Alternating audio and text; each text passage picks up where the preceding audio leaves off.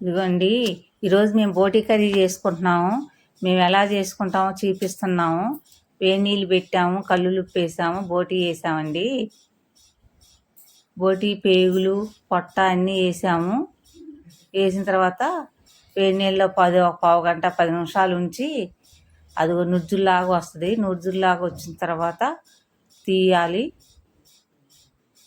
బయటికి తీసి శుభ్రంగా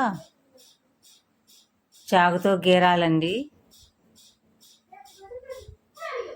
శుభ్రంగా చాకుతో గీరాలండి.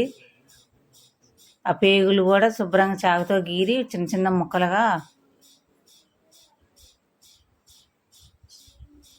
చాకుతో నీట్గా గీరుకోవాలండి. తెల్లగా వస్తుంది. ఎక్కువ నీళ్ళతో కడుక్కోవాలండి. అది ముక్కలుగా కోసి పిసకాలి గట్టిగా. తెల్ల నీళ్ళు వచ్చేదాకా కడుక్కోవాలండి.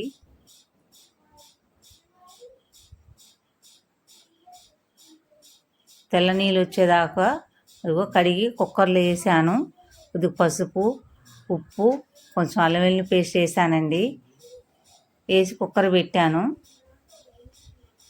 మేము లేతది కాబట్టి 6 విజిల్ రానిచ్చామండి. కళాయి పెట్టాను. ఉల్లిపాయలు, పచ్చిమిరకాయలు వేసానండి. అవి మగ్గిన తర్వాత అది వచ్చేసిందిగా. ఆ ఉల్లిపాయలు, పచ్చిమిరకాయలు మగ్గిన తర్వాత అల్లం వెల్లుల్లి పేస్ట్ వేసానండి. 2 చిన్న చిన్న టమాటాలు కూడా వేసాను, నీసు వాసన లేకోకుండా ఉండటానికి. అవి వేగిన తర్వాత బోటి వేసాను. బోటి కొంచెం ఉడికిన తర్వాత కారం వేసానండి. కారం మనకు సరిపడ ఉప్పు, సరిపడ కారం వేసాము. కొత్తిమీర వేసాము.